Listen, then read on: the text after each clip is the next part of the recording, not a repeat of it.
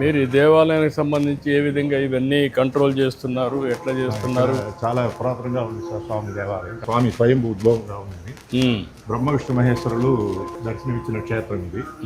ఒకళ్ళు మాత ప్రార్థన చేసుకున్న శివలింగం ఒకటి. ఈ తీర్థంలో కొండ మీద ఉండే తీర్థాలంతా కూడా ఈ తీర్థంలో సంగమం అయి పడుతుంది కాబట్టి కార్తీక మాసంలో ఈ తీర్థంలో స్నానం చేస్తున్నారు భక్తులందరూ కూడా.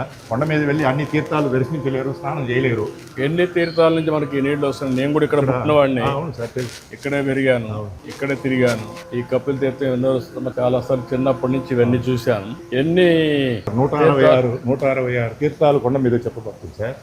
ఆ తీర్థం అంతా కూడా ఇక్కడ సంగమం అయ్యేట్టుగా పురాణాలు చదువుతున్నాయి. పవిత్రమైన జలం, పవిత్రమైన తీర్థము. అక్కడ 3 కుండాలు ఉన్నాయి సార్. అది బ్రహ్మకుండం అని, మహేశ్వర కుండం అని, విష్ణు కుండం అని పేరు. ఆ తీర్థం ఎప్పుడు కూడా ఎండాకాలంలో కూడా ఈ వాటర్ ఫాల్స్ లేకపోయినా అందులో తీర్థం బాగా ఎప్పుడు ఉంటుంది సార్. ఆ తీర్థమే మనం మంచి కొబ్బరి నీళ్ళలాగా ఉంటుంది ఆ మూలలో.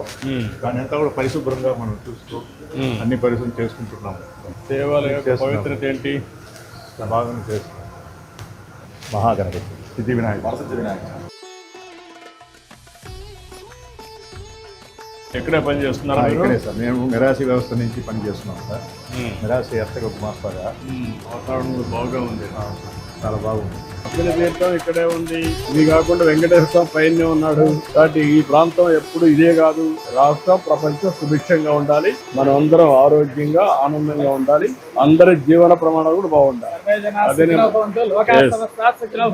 అదే మీరందరూ ప్రతిరోజు ఆశీర్వదిస్తున్నారు. దానికోసం నేను పనిచేస్తాను. సంతోషం. Thank you.